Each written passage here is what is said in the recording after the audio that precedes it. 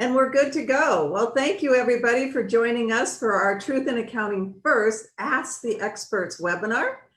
Today, we are thankful that the Union League Club of Chicago is co-sponsoring this event. And today's topic is the economic impact of COVID-19 on state revenues. I am Sheila Weinberg. I'm the founder and CEO of Truth in Accounting, a nonprofit educational organization. As a nonprofit, we are always looking for new partners and supporters interested in our work.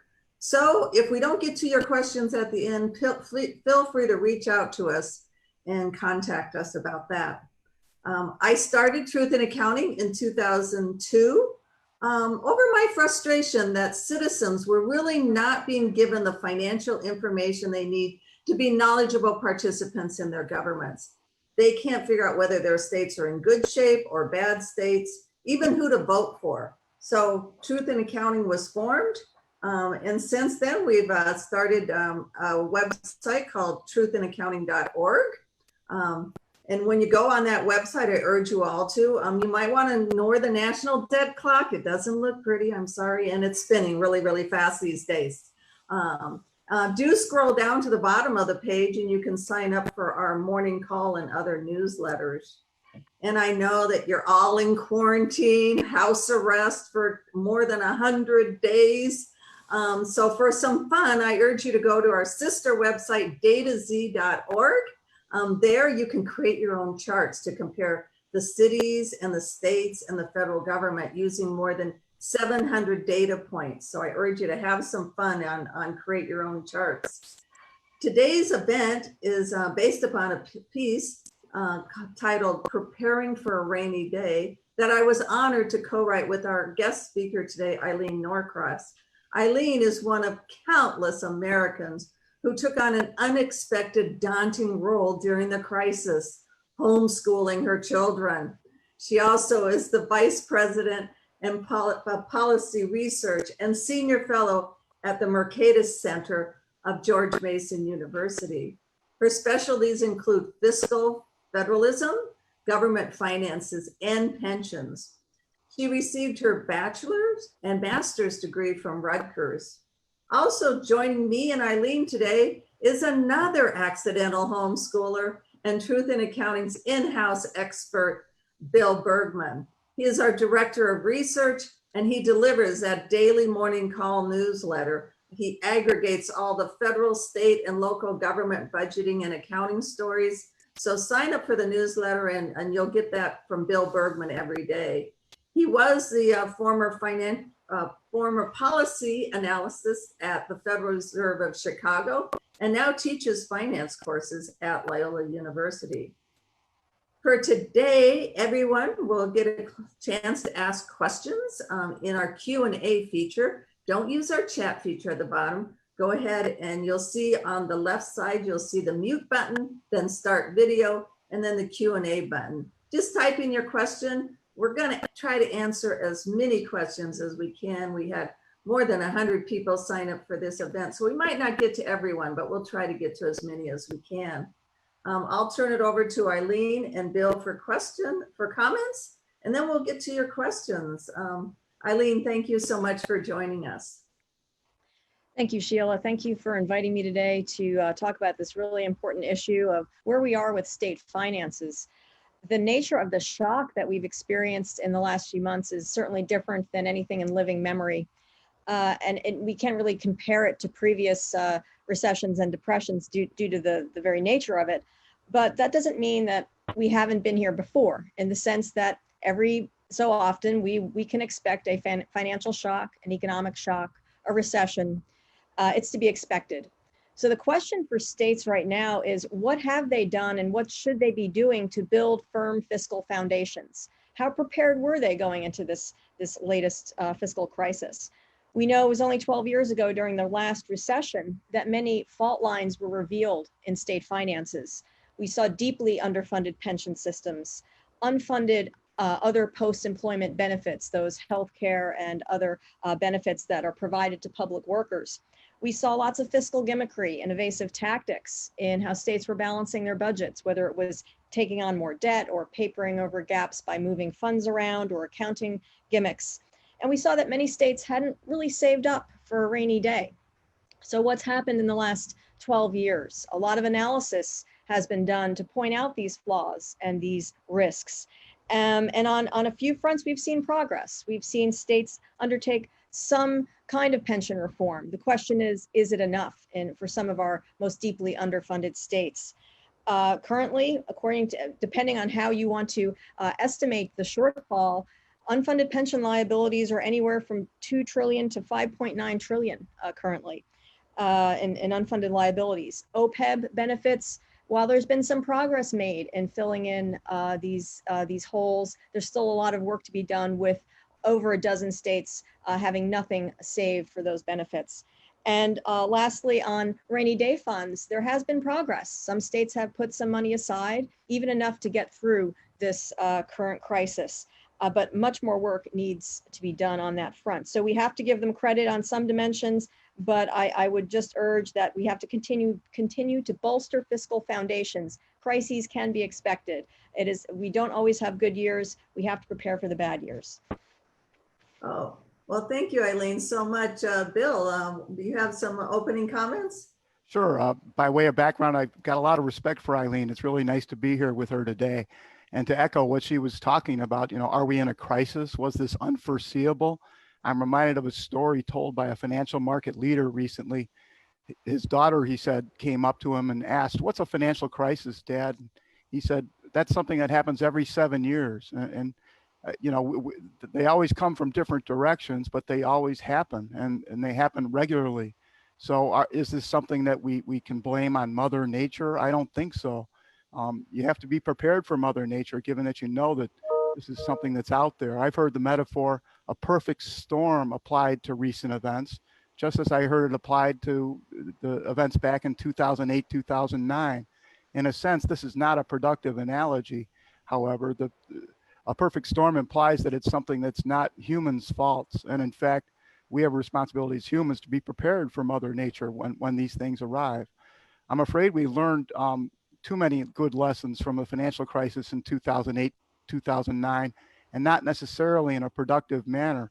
The bailouts that were there for the financial markets and the financial system weren't unnoticed. And I'm afraid our state and local governments went into the most recent crisis thoroughly unprepared, in part because of the moral hazard associated with those bailouts.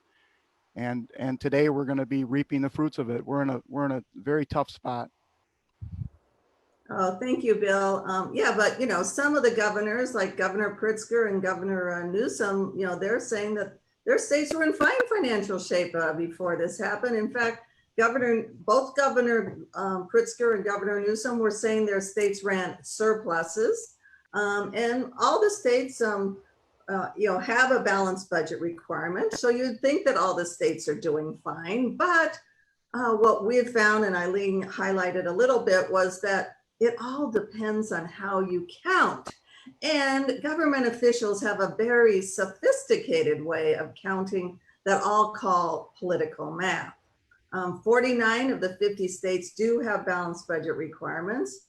But what we've found is in our financial state of the states, where we analyze the true financial condition of every single state, we find that the states are $1.5 trillion in debt, even though they balance their budgets. So how can that happen? Well, as Eileen highlighted, they use accounting gimmicks. They record loan proceeds as revenues. They move money around into the budgeted funds from the non-budgeted funds, and somehow that becomes revenue. Then they just don't include all their costs. They only include the checks they plan to write. So if they don't plan to properly fund their pension plan, they can still balance their budget by not funding their pension plan. And one of the largest funds is the general fund, and that's the largest and most important budgeted funds. And what we're trying to do is get the states so they're not in these horrible financial shapes when crisis happens. We're trying to get them to use fact-based budgeting, which is full accrual calculations and techniques. And this would eliminate most of the accounting gimmicks that they use to pretend they balance their budget while they go into debt at the same time.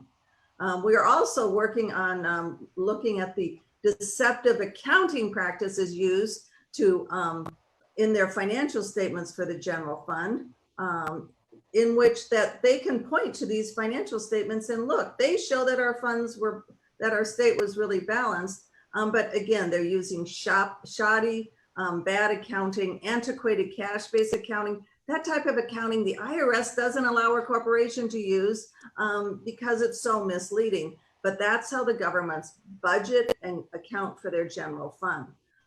So these shoddy budgeting and accounting practices have left the states woefully unprepared to handle any crisis, much less the ones that we have now.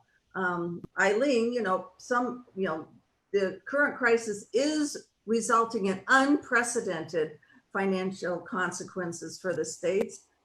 Is the current crisis unprecedented, and should these states have been prepared? Mm-hmm. I think it's unprecedented in the nature of the crisis, in that you had a pandemic, a lockdown on many economies, very unexpected, a very drastic hit to sales tax revenues, income revenues. So the nature of it, I think, is a little unique. But that's not to say states haven't experienced crises. Of course, the amount of revenues that states are looking at losing, as your analysis has shown, is significant. How quickly they come out of this is a question. It all depends on how quickly we get back into the economy and how those revenues rebound. So I wouldn't compare it to the last fiscal crisis, but I would say crises are somewhat regular, and the behaviors that we see don't give me a lot of confidence. And I would highlight in one area, which is taking on risk. We saw after the last financial crisis that pensions took on more risk in their investments, and yet they continue to do so.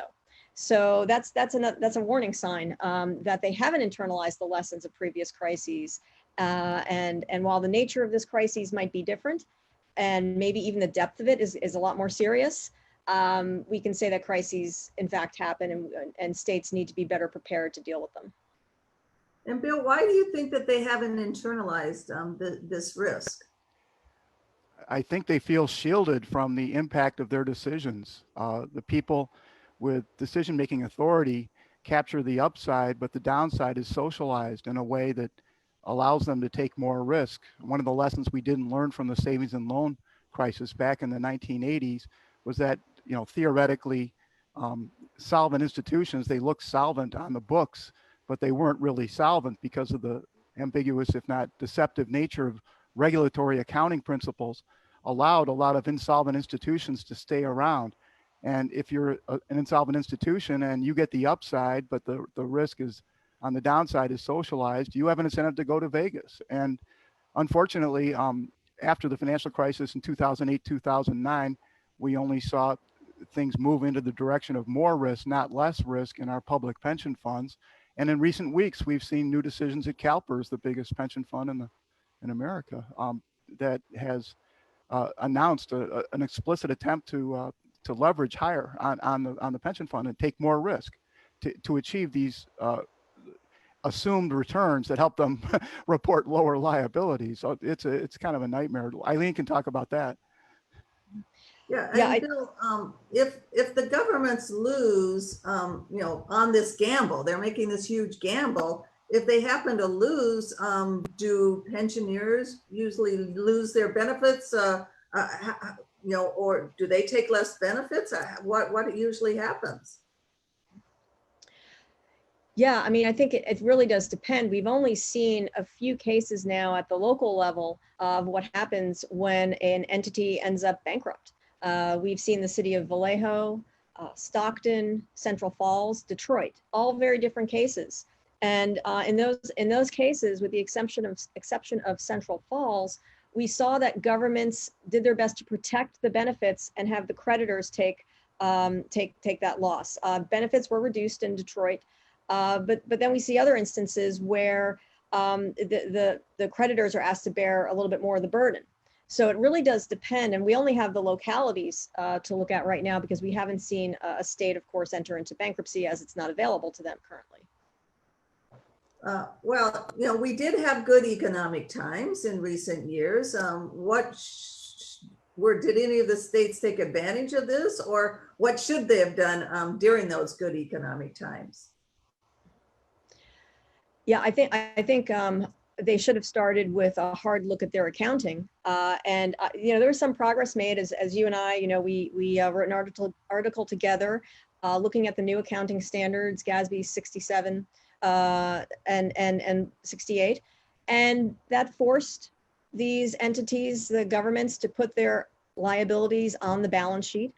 They made some adjustments to things like asset smoothing and how the liabilities are calculated, but they really didn't go the full distance to a full valuation of these liabilities. A failure to internalize the true size of the liabilities and the ability to evade the annual payment through either saying, hey, we've got a bunch of good years here, we don't have to put the full amount into the fund this year, or just skipping out on it altogether because they simply don't have the funds. These kind of behaviors have just compounded the underfunded liabilities in a lot of these plans. Other plans have been better actors, so it's not the same for every plan or for every state, but habitually not contributing to the fund because, frankly, it's a relatively large number in some cases, and they tend to put off today what they think they can do tomorrow, and that's not necessarily the case.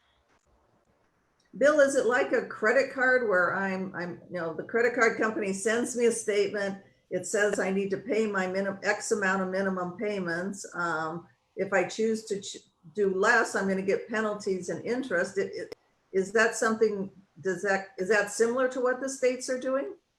Well, Bill? it's similar. It's similar in the sense that they effectively balance their budget with credit cards. It's almost an oxymoron in the way that, for instance, the governmental funds accounting standards allow state and local governments to count borrowing proceeds as resources, and then in turn, for instance, the state of Illinois recently had an asserted budget surplus of $87 million that depended in important part on an expectation of more than $5 billion of either borrowing or federal aid that's uncertain legally whether either one of those are going to arrive with the borrowing from the Federal Reserve. It's and so it's almost, they can balance their budget with their credit cards, which is a way to grow in the short run, but in the long run, how sustainable is it is we're going to find out. Yeah, and Congress hasn't even passed the HEROES Act or any additional aid to the states. But Illinois is already counting on that money is going to come in. Eileen, you mentioned about pension plans, and those are woefully underfunded. But I think, what about the unfunded retiree healthcare liabilities? A lot of people hear about pensions. Is that an area that we should be concerned about too? I think so, although I will add the caveat that it's unclear the extent to which these benefits are protected as pensions. I believe in Illinois they are as protected as pensions, but in other states that may not be the case. So there's a possibility that the government, they're not as guaranteed. That being said, there's a real range in funding for healthcare benefits in the states, the OPEB obligations. Utah they're almost half funded, which is pretty good, relatively speaking. But then we've got, well over a dozen states that have no funding set aside. So they're on a pay-as-you-go basis, and many other states that have less than 10% funding. So the great majority of them are looking at a pay-as-you-go or nearly a pay-as-you-go system. And of course, as the employees in these plans get older, and as that cohort gets older, this becomes more of a risk. Yeah, and Bill, in the article, there was a mention, that we calculated or estimated or did something to come up with a good guess, I think it was, on that the combined, the states are going to lose $397 billion of revenue during this crisis. Can anybody truly estimate how much the states are going to lose? Having tried to do it, I'd say the answer is no, Sheila. We had a quote unquote projection. It's not a prediction. It's really not even a projection. It's more like a scenario. The assumptions you have to make to come up with a number that's defensible are subject to a great deal of uncertainty. And as a consequence, we don't believe that any federal, people can differ about whether or not they think a federal bailout is appropriate. Let's just put that aside for now. Some people believe it isn't. But having said that, any future aid to the states should not be linked to any projection about future economic conditions and or because of the malleability of the assumptions under the modeling. Well, what should it be based upon if you're not gonna, if you don't have a, people are throwing out, they need, $1 trillion, $2 trillion, and Congress has a tendency to just throw money at this point, it's throw money at everything and life will be fine. I don't know where they're getting all that money, but that's another topic. How should they calculate how much the states and local governments get? Well, a simple and pithy answer would be you could use 0 as one response. Some people believe that's the right answer. However, politically, that's probably not going to be what we're going to see going forward. And again, I wouldn't use any projections for losses, but we can be looking at, say, actual revenue shortfalls from pre-pandemic periods, say, for instance, for 2019. That could be your benchmark for how to fill in the gap. Whether that gap should be filled in completely is another matter of debate. You're setting up some moral hazard there if you make up the gap completely. And as a result, we shouldn't be using it. We shouldn't be using projections that are tossed about. Yeah. And then Eileen, Bill talked a little bit about what Congress should or shouldn't do. Do you have any thoughts on what, if Congress decides to throw out another, throw some more money at it, if they decide to do that, what should or shouldn't they do in relation to that? Well, a few ideas. I think Bill's on the right track there with saying that, we should look at previous shortfalls as a benchmark for any sort of funding that should be given to the states for the explicit purpose of closing budget gaps. It should be tied to perhaps a percentage of the funding gap, and we should also look to what they've got set aside in their rainy day funds. Some of these states, in fact, do have sufficient funds to cover at least part of that gap. So I think it has to be, there has to be some analysis that looks at what is the actual gap, what are the actual needs, not based on projections or wish lists. Secondly, one could ask for reforms in exchange for the funds, where there are states that have habitually not undertaken fiscally prudent practices in funding their pensions or in accounting for them accurately. Perhaps some reforms should be required that put pensions on better footing. Because indeed, we've been warning about this for well over a decade, the risks inherent in these funds. And where there hasn't been changed behavior, the question is then, this is where accounting rules interact with the budget constraints, that budget constraint that exists in state governments. And there's a Professor Barry Weingast who has noted that where you don't have, where the budget constraint is violated, where the federal government bails out the lower levels of government, it ends up signaling a weaker discipline to the lower level of governments. And the extent to which we keep doing that, we have to call into question the integrity of our federalist arrangement, our fiscal federalism. These are great questions. The states have balanced budget requirements, and it would kind of circumvent those, because it's like, oh, well, I can get, if I run into trouble, I can get money from the federal government. Well, let's turn to questions from the audience. I know Bill and I and Eileen could talk amongst ourselves all day on this topic, but we'll get to some questions from the audience. One is, how can the state's audited financial statement, called the Comprehensive Annual Financial Report, be revised to make it possible for the average citizen to understand? Any thoughts on that, Eileen? That's a great question. As one who reads them with some frequency, I can say that it's a slog, and I don't think they're user friendly for the public. I think that we undertook a project at Mercatus to try to come up with metrics that would extract some basic information on the cash position, the unfunded liabilities, the debt position, in order to prompt that conversation. How do you operationalize the CAFR to make it intelligible to the average citizen? And I think there's some work that needs to be done there, whether it's, you could still have your CAFR that's meant for for accountants, but how do we extract information from that to give people a snapshot of the fiscal health of the state? And those metrics should be based on an accurate accounting that includes all of the debt and all of the off-budget accounts and the full picture, not just a segment of the operations of government. The state and local governments could do that, but we do it at Truth in Accounting. Every year we have our financial state of the states report, which has a 2-page valid summary of and understandable, clear presentation of the net position of state and local governments. So we've been trying to do that. Well, yeah. And, we found it very confusing in the state of Illinois. The comptroller issued a press release when she issued the 2019 financial report that said that the state general fund deficit had actually decreased by $6.8 billion. And if you look into the financial statements, you'll find that yes, they did increase by that amount, but again, those statements are done on the cash basis. So she was able to include a refinancing scheme that they'd done, and that added $6 billion of quote revenue to the general fund. So the way that those funds are accounted for need to be changed, and we're working with like we worked with pensions to get pensions changed. We're working with the Government Accounting Standards Board to get those changed.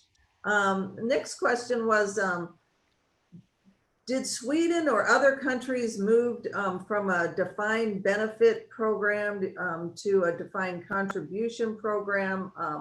And since we do have a lot of listeners, Eileen, if you can explain the difference between those before you answer, and how did that happen? And was it an easy transition, or do you know enough about some international things in addition to the states?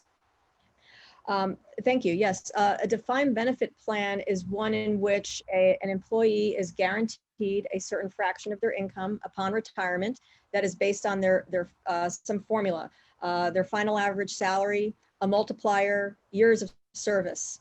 And based on that formula, you are entitled to a payout over your retired years for the work you did as a government employee. So the government is essentially supposed to be setting aside money for you on an annual basis, according to a formula that they will pay out based on an annuity in your retired years. And in the public sector, those are guaranteed often in statute and constitution. So they're promised benefits. A defined contribution plan, and I should also note that the risk of underfunding is really borne by the taxpayer in the public sector. So if there is a funding gap, the risk is then, as Bill noted, socialized over the taxpayer. In a defined contribution plan, the employee sets aside a portion of their own income, and it is invested in their choice of portfolio, and then that money is available to them. They can draw down that money when they reach retirement. And that's a very common plan in the private sector, and of course it's now being offered in the public sector as well in some cases. The risk there is borne by the employee, and that's based on the performance of their own investments. In defined benefits, the sponsor of the plan is the one investing those contributions and assets and making those choices on behalf of the plan and the employees.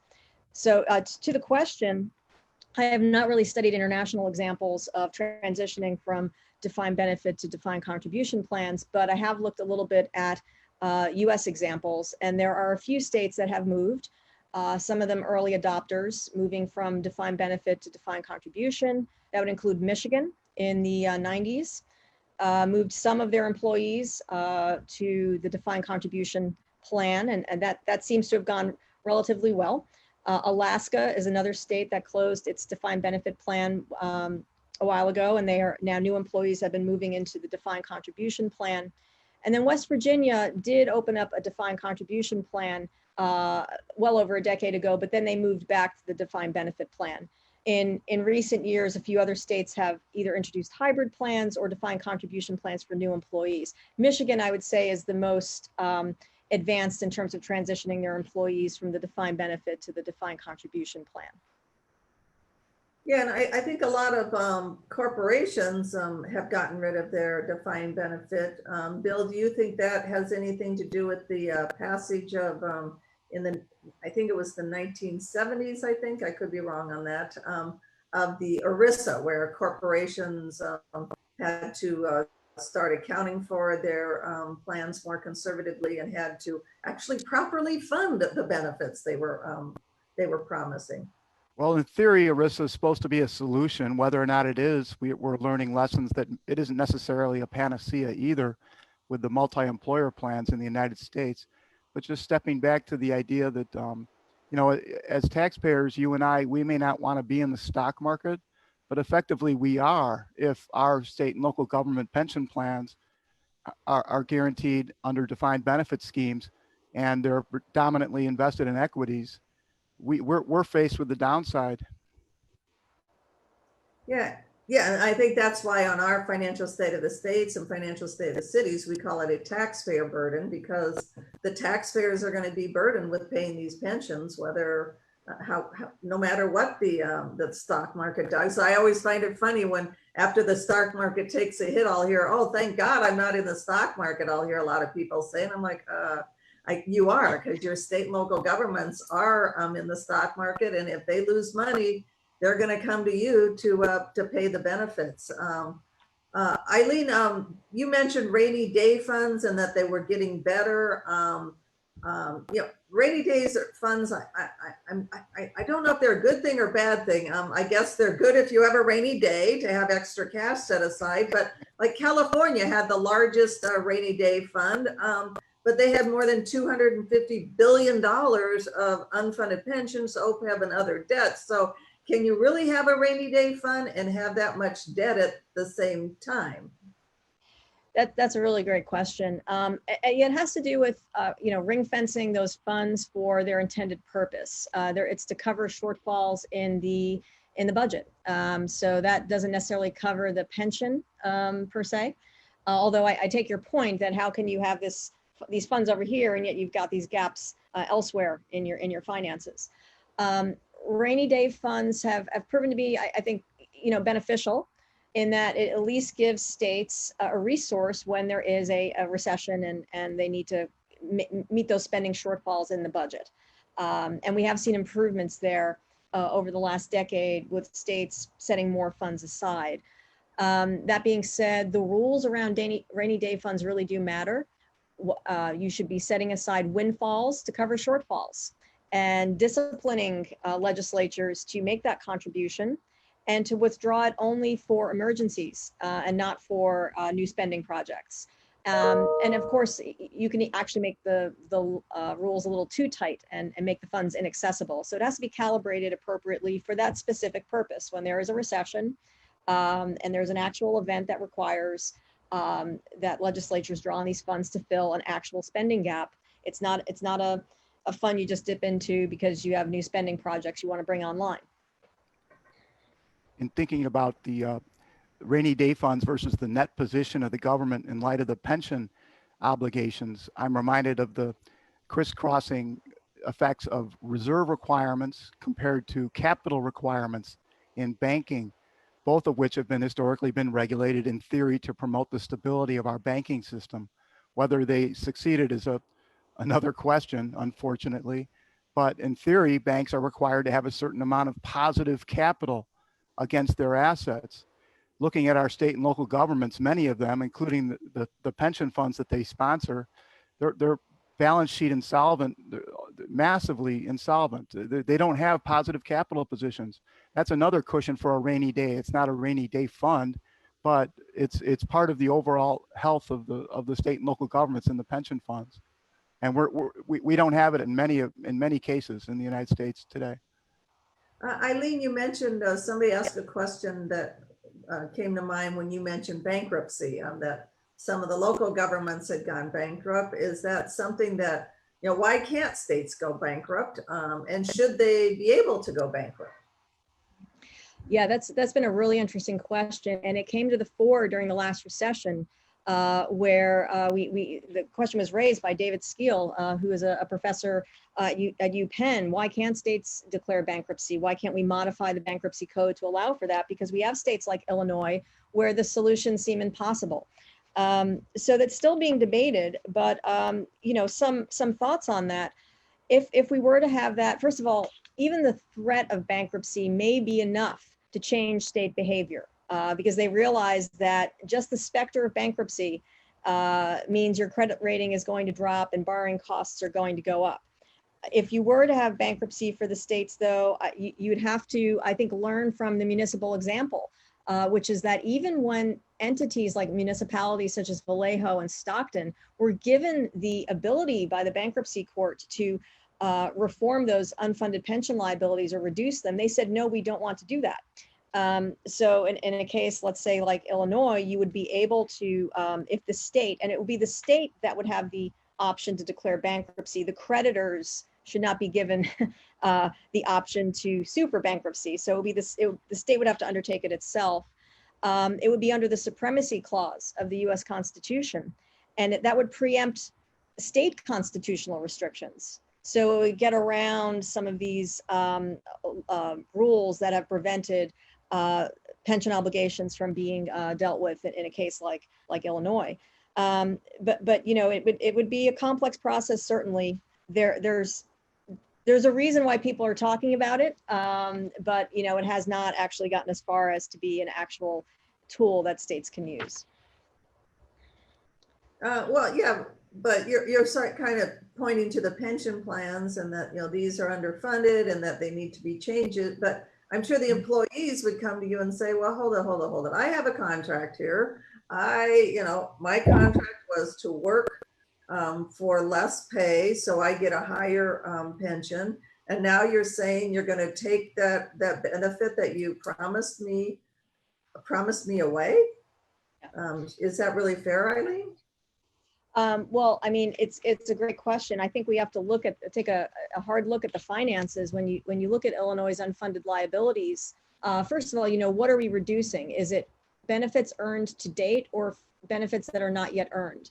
So when we look at Illinois' unfunded liability, we also know that Illinois promises to protect benefits not yet earned. And that would strike a lot of people as excessive in terms of protection. As to benefits earned to date, I think we could only go by precedent and look at cases like Detroit for some kind of information on how you would unwind certain benefits where the size of those benefits, what promised, exceeds the economy of the state on some level. I mean, where are you going to get the revenues from is the question. And there has to be a test for bankruptcy. Is it possible to raise taxes? Is it possible to cut spending? What are the other levers at the state's disposal? And so the state would have to come up with a plan and see, what makes sense and how to do the least harm in such a proceeding. But the standard of proof would be very high, and the state has to initiate it.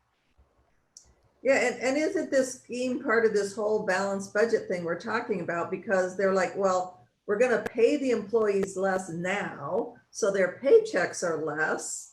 And so I can more easily balance my budget, and those pensions I don't need to worry about until the future. So the question is, how does another question from the audience is how is it possible that states can use these deceptive budgeting and accounting games to quote balance their budgets, Eileen? Yeah, no, I think that's a great question. And I think a lot of your work shows, Sheila, that it's a puzzle because it gets back into the accounting standards. And what is done for a household should make sense for governments. And yet we have a completely separate set of rules operating in government in terms of how things are calculated, how they're reported, how they're defined. And I think that's what we're looking at is, indeed, how do they quote unquote get away with it? I think we get back down into how they even report and evaluate their own finances. And out of sight, out of mind has been operating for a very long time, where it is perceived that, it's okay to issue this debt or not pay for the pension obligation or the pension contribution annually, that somehow the future will take care of it. These assumptions would not be the ones in operation in the private sector? And I think that's the question. Why are there different standards in the public versus the private sector for how debts and pension obligations are measured and funded? And Bill, The question, how do they, how are they able to get away with it, I guess, was kind of the audience question. And one other simple way to answer that is that we let them get away with it. And who is we is the next question. In any failing scenario for any corporation or organization, you've got a variety of different parties that are exposed to the cost of the failure. In the case of a corporation, shareholders and bondholders don't always, they're not always on the same page. And here, with the situation that we're faced with today, citizens and taxpayers on the one hand aren't necessarily thinking like the pensioners or the bondholders. There's a variety of different interests in seeing how this is going to be resolved down the road. If anybody should have been watching the hen house, perhaps the pensioners and the public sector unions should have been watching the ability of the state and local governments to short the pension plan and balance their budget. And yet that didn't happen. That source of discipline didn't happen, which is a problem. yeah, and somebody's asking, should the accounting rules be consolidated into FASB and not GASB? And other people are saying, well, audience members are saying, well, aren't the governments using generally accepted accounting principles? So, Bill, are there two sets of generally accepted accounting principles, or what's going on there?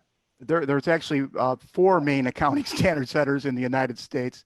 Not only 2, but historically the FASB, the Financial Accounting Standards Board, a few decades ago splintered more or less into allowing the GASB to become the new governmental accounting standard setter in the United States. And in turn, the risk was that, on the one hand, the government said we needed our own set of accounting standards.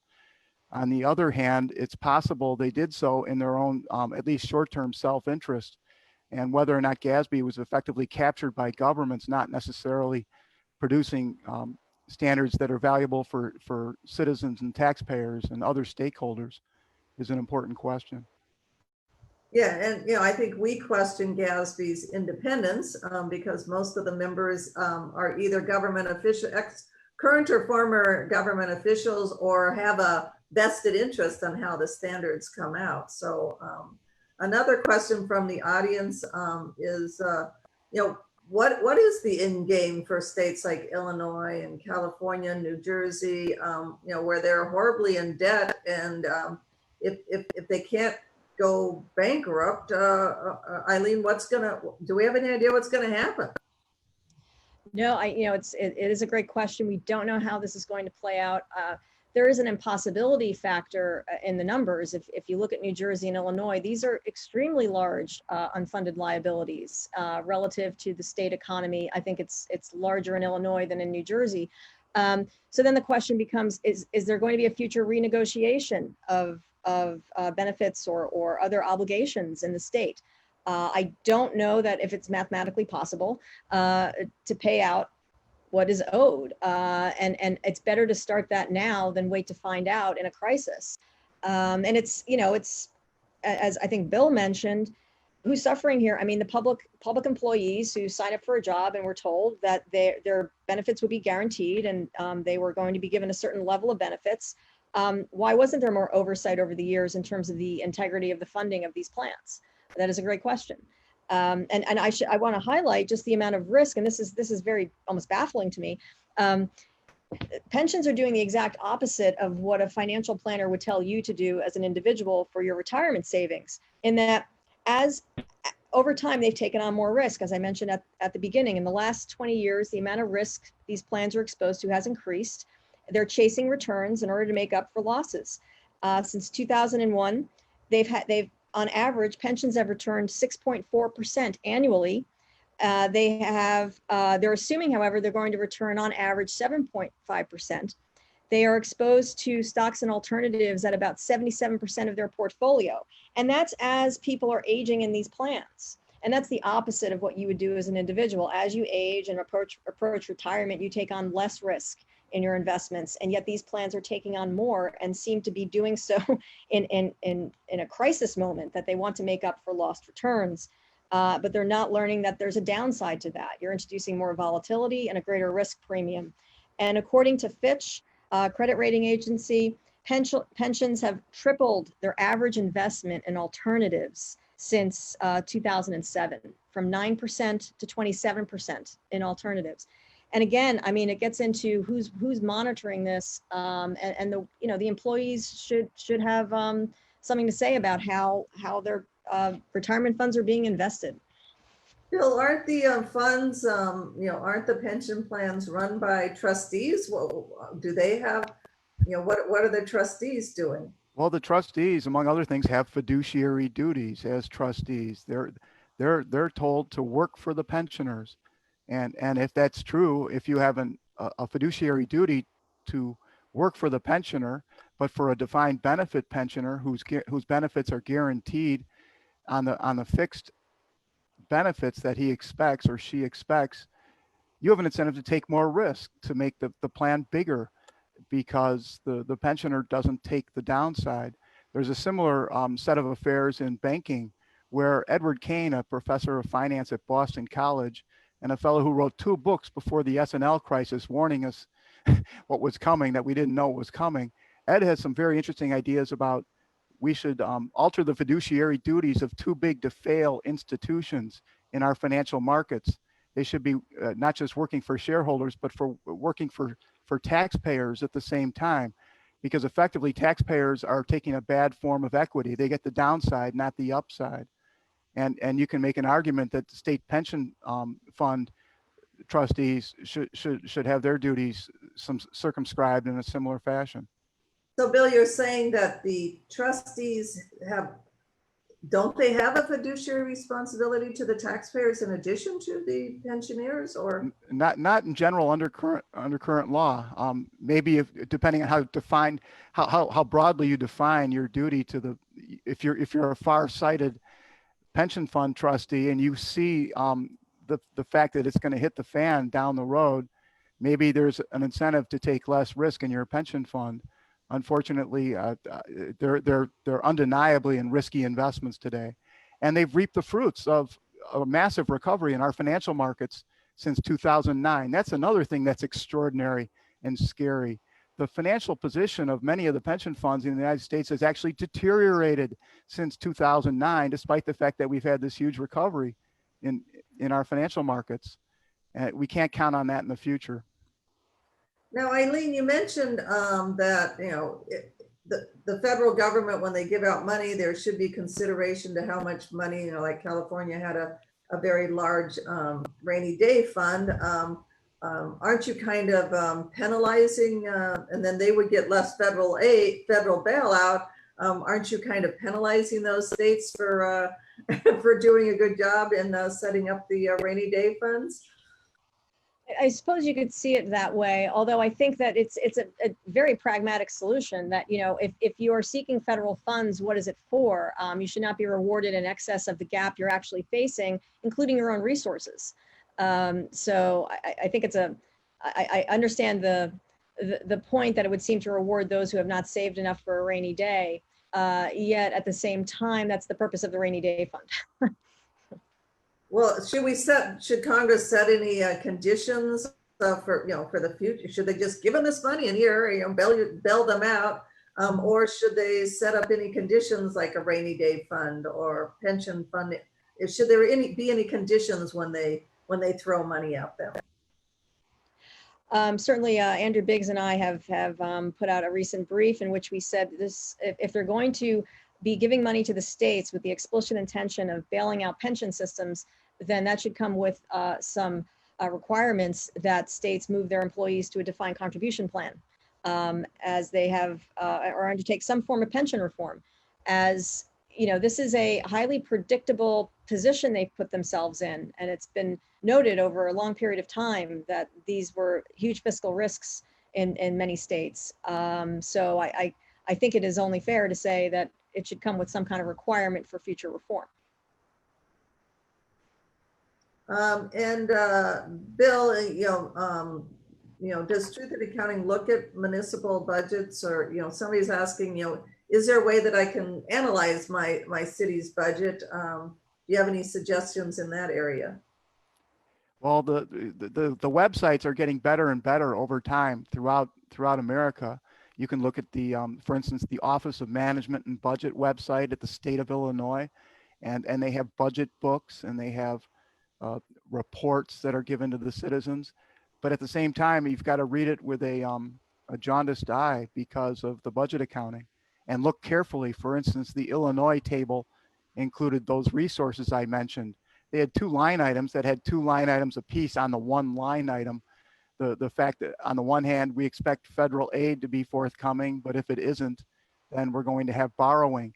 And so that one line was really two lines, but they were expecting things that aren't certain and calling them resources, effectively revenues. And so you've got to be reading budget documents with a very careful and cynical view, unfortunately, until we change the accounting for the funds accounting. Yeah, and we, at Truth in Accounting, we, consider the budget's almost a political document. The financial reports, we have made some improvements, and especially at what they call the government-wide basis. They do now put their pension liabilities on there.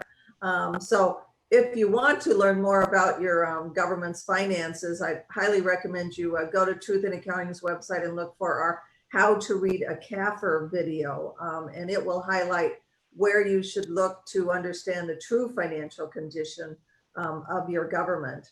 Another It's a good point, Sheila. I just got to recommend it. There are words and there are deeds. And in a sense, budgets are prospective, forward-looking documents that aren't, whether or not they really walk the talk, the CAFR does give you information along those lines. Yeah, and that's why we're trying to get the general fund accounting changed. So again, people could look at the audited financial statements and see whether that was truly balanced. Another question is, how about the relationship between state and local governments? We haven't talked about the cities. What expenses will likely be downstream to the localities as the state's revenues plummet and they don't have enough money? Eileen? Yeah, that's a fantastic question. It's going to vary from place to place, but it's definitely a level we should be looking at. And we found in the last recession that indeed there were cuts made to local budgets in many states because the funds simply weren't there. Those transfer payments either from the state to the local government for existing programs or for, in some cases, even contributions to local pension funds. In the case of Pennsylvania, there was, I think, some changes to their funding formula. So yes, I mean, I think that is definitely an area where states will occasionally have no choice but to reduce those transfers to the local government. And it can come in the form of programs or just general fiscal transfers. There's a variety of conditions around the nation. For instance, Tennessee, you've got a state that's in pretty good shape, but the cities aren't necessarily where you might expect given how good the state is. On the flip side, here in Illinois, we've got both Illinois and Chicago, and it's going to be hard for either one of those entities to find friendly pockets in each other's financial statements. Yeah, so what you're saying, I think, Eileen, if I heard you correct, is that the cities and the local government school districts, as their revenues are plummeting, also that you're expecting that even less money from state aid. Did I hear you correctly? It's a possibility, and I haven't looked at any of the current numbers, but in the recession of 2008, we did see that some of those streams were at least reduced, and there were pain points in between the state and the localities in terms of funds being transferred from the states to the local governments for programs. So there was an effect, and I would expect you might see the same in this case. Somebody's asking a California resident, and their pensions are woefully underfunded. Can you share your thoughts on, has there been studies on whether government employees are getting higher pensions than private sector employees, and or have people looked at whether, okay, the employees say, well, we're paid less when we work, but our pensions are higher. Is there a studies on total compensation, and are the government employees actually paid higher overall than private sector employees? There have been studies along those lines, and I would point to Andrew Biggs's work at AEI. I believe he's looked at comparative compensation for both benefits and for salary for public sector and private employees. And I believe he's looked at different occupational groups as well. Those studies are relatively recent. So yes, there has been analysis along those lines. And should, back to the federal government bailing out the states, quote unquote, should the quote bailout be based, what should that be based upon? Bill said actuals. Should it be based on a per capita? Should it be based on actual shortfalls? Just what, because if you do actual shortfalls, then governments that tax more, will get more money, and the states, other states will say, well, how come just because we don't tax a lot on a state level, should we get a lesser bailout? That's a really good question. I think there are pros and cons to any approach here. I do think it, as Bill said before, should not be based on projections, but actual experience, and perhaps some fraction of that, not the entire shortfall, but some fraction of it, that recognizes that you should have your own resources at the table as well. So, I would say that any approach, whether it be per capita or we're talking about second bests here when we're talking about bailouts. Certainly, it's not an ideal. And as mentioned before, the more that hard budget constraint is violated, the less discipline the locality is going to have in future to, are we baking in the expectation of future bailouts? With every bailout, do we bake in yet a greater expectation for the future? So any bailout provision is going to be, again, second best. And how you structure it, I would just, second what Bill said, is don't go off of wish lists, but rather reality and maybe some formula basis to deal with the crisis at hand, and in a targeted way. And sadly, we also have to think that, when Eileen's talking about second best solutions, maybe we should try to think about a best solution, and maybe no bailout is that solution. Yeah, some people agree. I'm going to take the last question and then closing comments, which is, where can people find more information about their states, which just keys me up to our truthinaccounting.org website, or, even better, go to our data-z.org website, where you can click on your individual state, and it will pull up your financial state of that state. And you can also find your audited financial statement there. You can also do that for all the 75 most populated cities.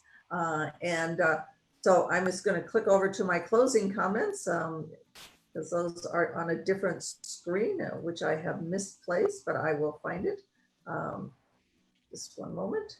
Well, anyway, I'll just do it off the top of my head, since I can't find them on my computer. But thank you, Eileen, so much for joining us. We really appreciate it. Thank you, Bill, for your expertise today, and always at Truth in Accounting as our research director. Thanks for the Union League Club for co-sponsoring this. We were happy to get them involved and their members. And if you want more information about Truth in Accounting, go to our website, truthinaccounting.org, or our data-z, data-z.org. And Eileen, where can they get information about your organization? You can visit mercatus.org. Oh, great. Well, again, thanks, Eileen. Thanks, Bill. Thank everybody for joining us. Feel free, we're planning more of these as we're all under house arrest. This is how we can get to you. So if you want topics, let us know. And we will send out information about future ones. Stay healthy and stay safe, and we will and have a great day. Thanks, everybody. Bye. Thanks, Eileen. Thank you. Fun to be with you.